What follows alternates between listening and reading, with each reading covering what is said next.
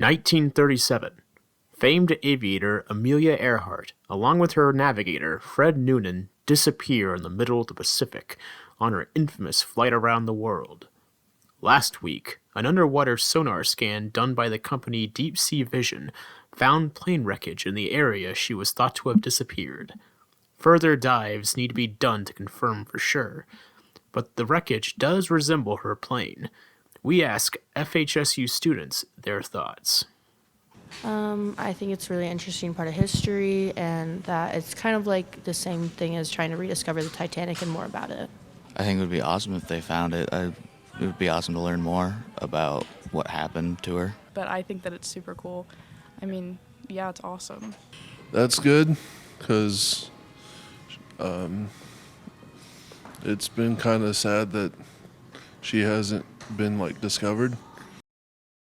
With Earhart being from Kansas, the question was also raised of what this will mean for the state at large. Well, I think it'll be more meaningful to the people that live here, obviously, and that people who look into it, it'll make them look into, or it'll make people more interested in the Kansas history, I guess. That's what I think about it.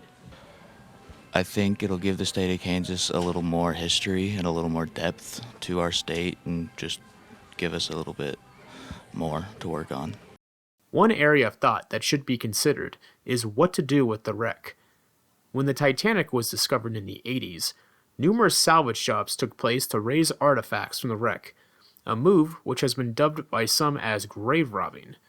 One of these critics is Robert Ballard, the man who discovered the Titanic. My position is you don't go to Gettysburg with a shovel. You don't take belt buckles off the Arizona. There was nothing to learn. All the artifacts in the Titanic were identical to the artifacts on her sister ship. So if you want a teacup from the White Star Line, get it on eBay from the Olympic. Sooner or later, the question will be raised about whether or not artifacts from Earhart's plane should be brought up, or if they should be left at the bottom of the ocean.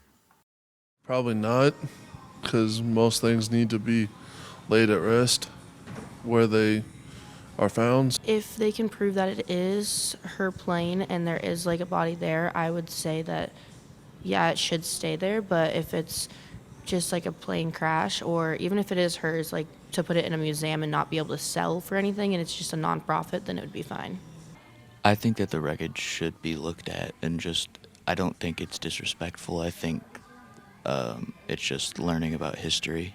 But I think that they should be able to study it. I think that it would be of use to them to be delicate with the artifacts that they find and things like that. But I think they should be able to study it, absolutely. Time will tell on what will happen when the proper confirmation comes through. For TMN, this is John Billinger.